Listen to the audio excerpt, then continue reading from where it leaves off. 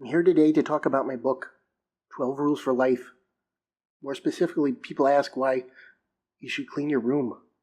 Of course you should. It's good for you. A lot of young men need to hear this and they don't. So that's why it's rule number 3 in my book, clean your room. It is literally the most important thing you can do. And I'm not being figurative there. It is more important than all of science. It is the most important thing, so do it. And they say, okay, fine, I'll do that. But my life hasn't gotten better. People still hate me. I still have that terminal illness. I said, well, you're not cleaning your room hard enough. Clean your room more. And of course, I don't mean just your literal room, but I do. Clean other people's rooms too. If you look big enough, every room is your. If you look big enough, every room is your room. So clean it. That's the most important step. But there are many other rules. That's why I have a whole book. You should buy it. I'll tell you them anyway. Another important rule. Never let your kids have sprinkles on their ice cream. Well, you may go, why is that? Sprinkles seem fine. No, they're not. Everyone in Maoist China had sprinkles. And it led to horrible things. Any psychologist worth their salt will tell you that. Sprinkles are bad. Well, how bad can they be? They just add a little flavor? No, there's no flavor. Have you ever tasted the flavor of sprinkles? There's none. So don't let your kids have them. It gets kids invested in identity politics. Because they go, oh, I'm a blue sprinkle. No, you're not. Stop identifying with a single color of sprinkle. You're all the colors. It's just hard to see this happen. Never let your kids have sprinkles on their ice cream. It's so bad for them. Makes you hate them. If you hate your kids, you're going to hate your parents too. How it works. Any psychologist worth their salt will tell you this. That leads me to another rule. Rule number 9, don't have salt. Salt's bad for you. By God, everyone's having it, but you shouldn't. If you're going to have salt, don't. But if you're still going to, then for the love of God, have iodized salt. It's better for you. Kids these days, it's hard to see sometimes. They have no iodine. You have to have it. It's important. It may be the most important thing after cleaning your room. That's why it's a rule. Another rule is Rule 14. There are no rules.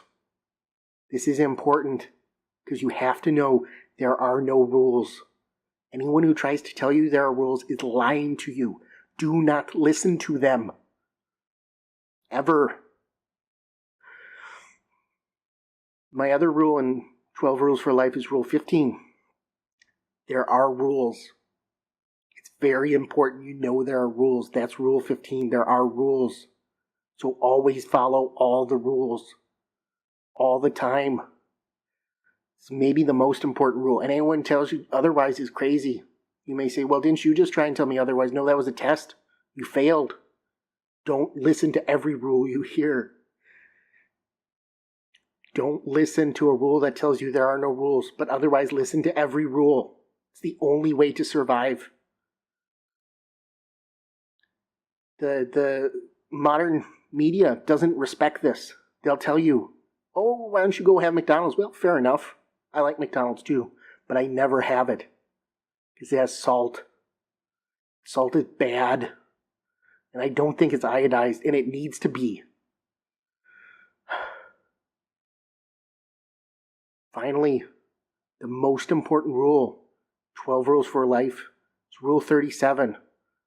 Always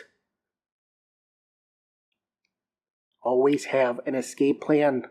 Always. If you're going in a heist, you need a plan. And you may see, it's like the Disney movie, Aladdin.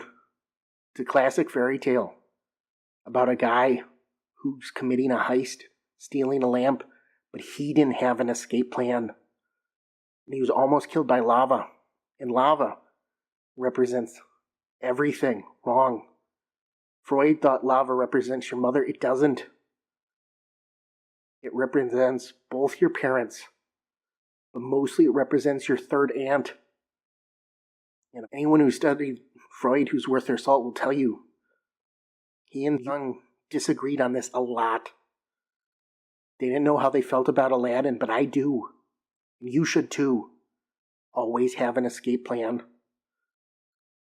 And with that, I'm going to make you look over that side of the room. And then I'm going to scurry out and escape. And even though I've told you that, you're going to be impressed. Because I'm that good at these things.